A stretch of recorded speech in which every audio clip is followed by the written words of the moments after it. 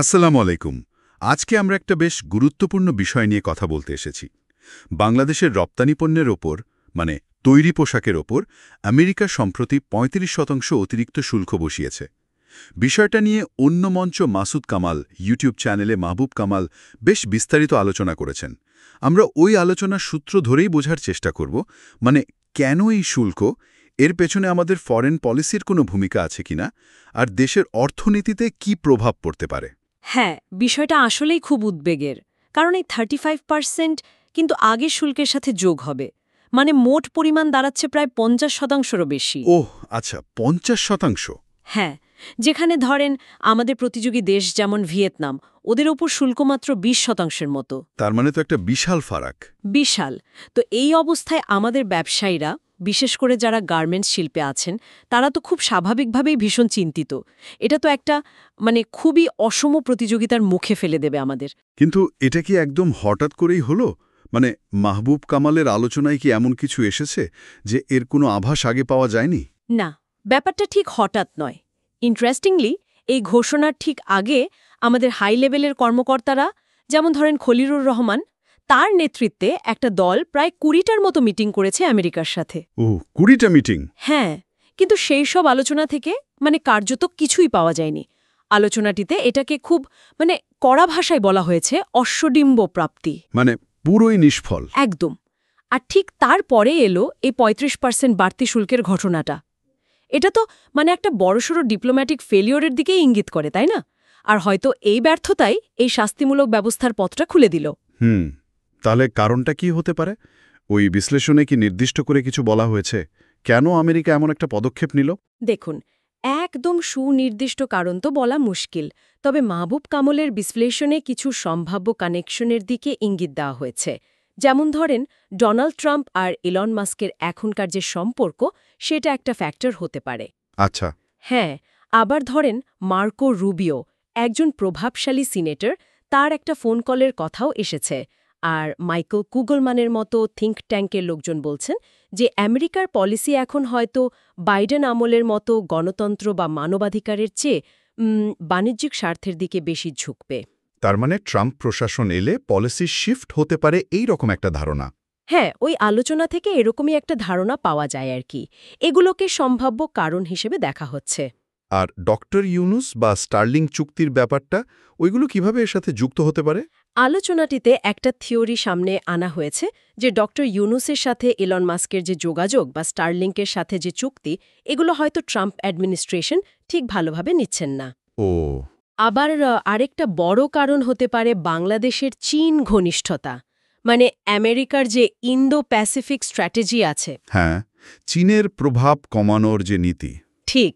তো বাংলাদেশের সাম্প্রতিক কিছু পদক্ষেপ হয়তো সেই স্ট্র্যাটেজির সাথে ঠিক যাচ্ছে না। এটাও একটা কারণ হতে পারে বলে বিশ্লেষণে মনে করা হচ্ছে। তার মানে জিওপলিটিক্স একটা বড় ফ্যাক্টর এখানে। আচ্ছা, মাহবুব কামালের ওই বিশ্লেষণে আমাদের নিজেদের ফরেন পলিসি, মানে গত প্রায় ১ বছরের নীতি, সেটা নিয়ে কি কোনো কথা হয়েছে? হ্যাঁ, বেশ জোরালোভাবেই হয়েছে। সেখানে আমাদের ফরেন পলিসির বেশ কিছু অসঙ্গতি বা অস্থিরতার কথা বলা হয়েছে। যেমন? যেমন ধরেন ভারতের সাথে সম্পর্ক নিয়ে কখনো মনে হচ্ছে খুব ভারত বিরোধী একটা অবস্থান, আবার কিছুদিন পরেই সম্পর্ক উন্নয়নের জোর চেষ্টা। কিন্তু যে চুক্তিগুলো হচ্ছে সেগুলো নিয়ে স্বচ্ছতার অভাব আছে। এটা নিয়ে তো সমালোচনা শোনা যায়। হ্যাঁ, আবার ধরেন পলিসির কোনো সেন্ট্রাল ফোকাস নেই। এক একজন উপদেষ্টা এক এক রকম কথা বলছেন, করিডোর ইস্যু বা মালয়েশিয়া নিয়ে এক একজনের এক এক মত।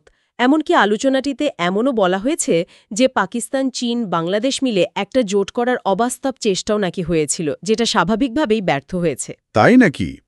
আসিয়ানের মেম্বারশিপ নিয়েও তো একটা বেশ হাইপ তৈরি হয়েছিল। ঠিক, ওটাকে ওই বিশ্লেষণে একটা অবাস্তব প্রচার বলেই ধরা হয়েছে, কারণ ভৌগোলিকভাবেই তো ওটা সম্ভব না। আরেকটা কন্ট্রাডিকশনের কথাও এসেছে, যেমন ধরেন গাজা ইস্যু। একদিকে ইসরায়েলি পণ্য বয়কটের ডাক দেওয়া হচ্ছে, হ্যাঁ, কিন্তু যারা ইসরায়েলকে মদদ দিচ্ছে তাদের ব্যাপারে আবার কোনো কথা নেই। এই যে একটা দ্বিচারিতা, এটা কিন্তু আন্তর্জাতিক মহলে আমাদের অবস্থানটা বেশ অস্পষ্ট করে ফেলে। এই অস্পষ্টতার ফল কি হতে পারে বলে মনে করা হচ্ছে? আলোচনা থেকে যেটা বোঝা যাচ্ছে, আমরা আসলে একটা দোটানার মধ্যে পড়ে গেছি। একদিকে চীনের বেল্ট অ্যান্ড রোড ইনিশিয়েটিভ, অন্যদিকে আমেরিকার ইন্দো প্যাসিফিক স্ট্র্যাটেজি। আমরা কোনো দিকেই পুরোপুরি ঝুঁকতে পারছি না বা চাইছি না। ওই বিশ্লেষণে বলা হচ্ছে এখনকার যুগে ওই যে পুরানো নীতি, সবার সাথে বন্ধুত্ব, কারোর সাথে শত্রুতা নয়। সেটা হয়তো আর কাজ করছে না। হ্যাঁ, হয়তো অতটা কার্যকর রাখা কঠিন। কোনো না কোনো দিকে একটা স্পষ্ট অবস্থান নিতেই হয়। এই দোদুল্যমানতাই কিন্তু আন্তর্জাতিক আস্থায় একটা সমস্যা তৈরি করতে পারে। এই আন্তর্জাতিক আস্থার কথা যখন এলো তখন আরেকটা প্রশ্ন, বর্তমান সরকারের যে স্ট্যাটাস, মানে অন্তর্বর্তীকালীন চরিত্র, এটা নিয়েও কি কিছু বলা হয়েছে আলোচনায়? এটা কি কোনো প্রভাব ফেলছে? হ্যাঁ, এটা একটা খুব গুরুত্বপূর্ণ পয়েন্ট হিসেবে এসেছে। মনে করা হচ্ছে যে এই স্ট্যাটাসটা দীর্ঘমেয়াদী ইন্টারন্যাশনাল রিলেশনশিপ, বিশেষ করে ফরেন ইনভেস্টমেন্টের ক্ষেত্রে একটা অনিশ্চয়তা তৈরি করছে। কিভাবে? যেমন উদাহরণ দেওয়া হয়েছে, ব্রিটিশ প্রাইম মিনিস্টার কিয়ার স্টারমারের সাথে আমাদের চিফ অ্যাডভাইজারের কোনো ফর্মাল মিটিং হয়নি। আবার ধরেন, এত বড় একটা ইনভেস্টমেন্ট সামিট হলো কিছুদিন আগে, হ্যাঁ, হলো তো। কিন্তু সেখান থেকে তেমন বড় কোনো ইনভেস্টমেন্ট কমিটমেন্ট আসেনি। এর পেছনে অনেকে দেশের ভেতরের এই সামাজিক বা রাজনীতিক অনিশ্চয়তার আশঙ্কাকে একটা কারণ হিসেবে দেখছেন। তাহলে যদি পুরো ব্যাপারটা একটু গুছিয়ে বলি, এই নতুন আমেরিকান ট্যারিফটা আমাদের অর্থনীতির জন্য অবশ্যই একটা বড় চ্যালেঞ্জ। আর মাহবুব কামালের বিশ্লেষণ অনুযায়ী এই চ্যালেঞ্জটা এমন একটা সময় এলো যখন আমাদের ফরেন পলিসিতে বেশ কিছু ধারাবাহিক অস্পষ্টতা বা অসঙ্গতি দেখা যাচ্ছে, আর দেশের ভেতরেও রাজনৈতিক পরিস্থিতি নিয়ে এক ধরনের অনিশ্চয়তা কাজ করছে। একদম তাই। পুরো প্রেক্ষাপটটাই বেশ জটিল। আর এই আলোচনাটা শেষমেশ আমাদের একটা বেশ গভীর প্রশ্নের সামনে এনে দাঁড় করায়। ওই আলোচনার শেষেও একটা হতাশার সুর ছিল। প্রশ্নটা হলো, এই যে চতুর্দিক থেকে চাপ আসছে, জিওপলিটিক্যাল চাপ, ইকোনমিক চাপ, আবার দেশের ভেতরের সমালোচনা, এই সব কিছুর মুখে বাংলাদেশ তার নিজের স্বার্থটা রক্ষা করে কিভাবে সামনে এগোবে? এটা আসলেই একটা বড় প্রশ্ন, যার উত্তর আমাদের সবাইকে খুঁজতে হবে।